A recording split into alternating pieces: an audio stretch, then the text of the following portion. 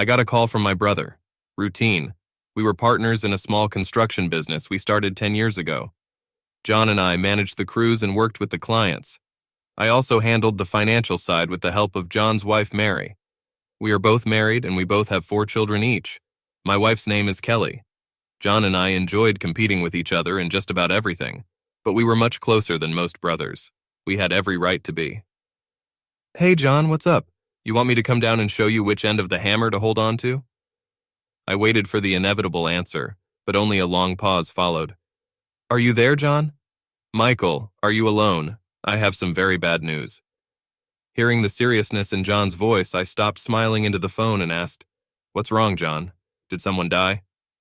Worse, I just saw Kelly walk into a motel room. Shit. Worse. Worse? She went into the room with Matt Rogers and they were making out when they came in. Where are you? I'm across the street repairing the roof of the hardware store. I need to go inside and get something. I'll be there in 10 minutes. Don't let them leave the room. I left the office immediately. Mary asked me what was wrong. She had seen that look on my face before in high school. If John and I hadn't been outnumbered and the other guys hadn't started the fight first, John and I would have gotten jail time. I went home, grabbed my dad's gun, and quickly made my way to the motel. John was standing leaning against the wall, smoking a cigarette and holding a hammer in his left hand. Are they in there?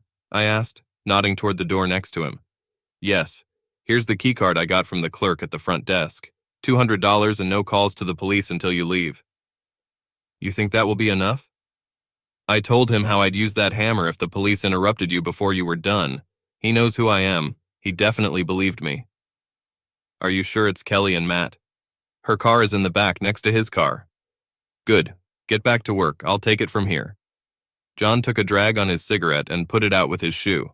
He nodded to me and took his time walking back across the street, back to work. I pressed my ear to the door and heard a man and a woman moaning loudly inside. I put the key card to the lock. It turned green and unlocked the door. Opening the door slightly, I saw that it was locked with a chain. I stepped back, holding the door with my foot, and slammed my whole body into the door. The hinge of the chain ripped out of the frame, and the door swung open with a crash. I stepped into the room and locked the door. Kelly was sitting on top of Matt. Both of them froze as the door swung open. Kelly covered her breasts with a machine. When I came into their field of vision, Kelly screamed. Matt saw it was me, and anger was reflected on his face. Matt started to push Kelly away but stopped when I put the barrel of the gun to his forehead. Kelly whimpered.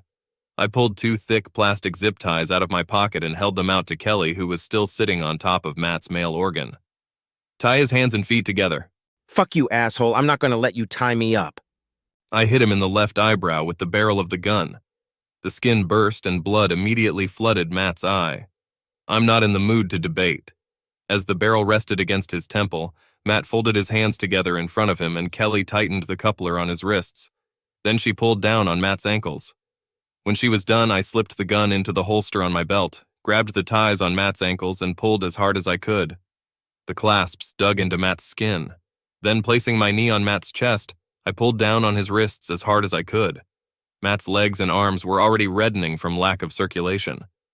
I then took the table that was in the room and placed it next to the bed.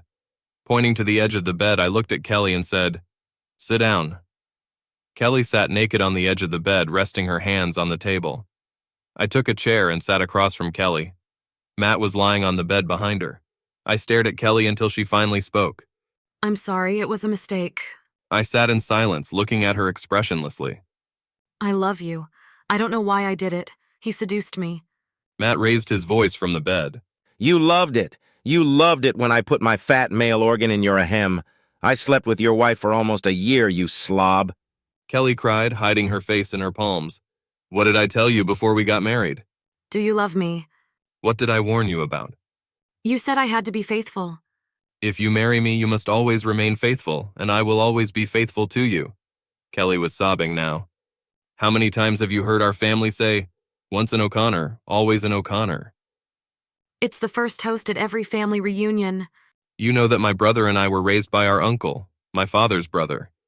You know that we never talk about my mother or my mother's family. Yes. Has anyone ever told you why? Only that your mother and father quarreled before they died. That's another way to put it. Snapped at Matt from the bed.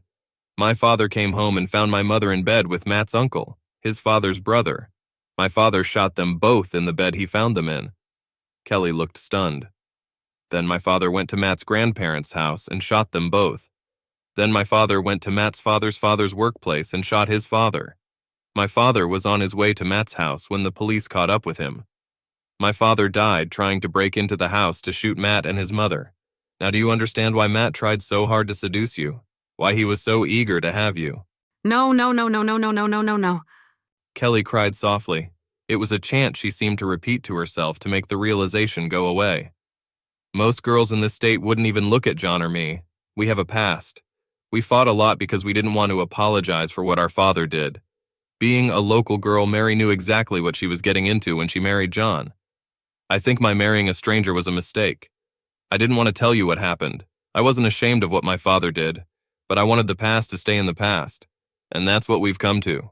That's right. I slept with your wife just like my uncle made love to your mother. Your damn father killed my father. For what? For some dirty woman? Fuck you, you piece of shit named O'Connor. I waited patiently for Matt to get tired of talking. I said quietly to Kelly, now you know the whole story. That's why my uncle raised me and my brother. I didn't know. You didn't need to know to stay faithful. I warned you. I then pulled out the gun and placed it in front of me on the table, between Kelly and me. So you have 4 options, Kelly. You can refuse to take the gun, then I'll take it and shoot you in the head and then Matt. I'll go to jail for a long time and my brother will raise the kids. You will be dead and your family will never see our children again. The kids will be raised to hate any mention of you. Kelly looked straight into my face with wide open eyes.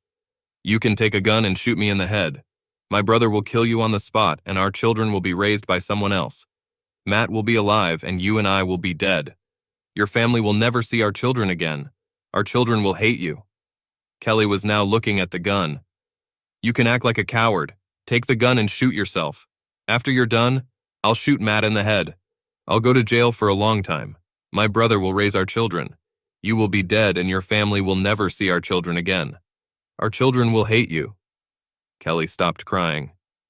Or you can take my father's gun and shoot Matt in the head, ending his lineage and ending what my father started.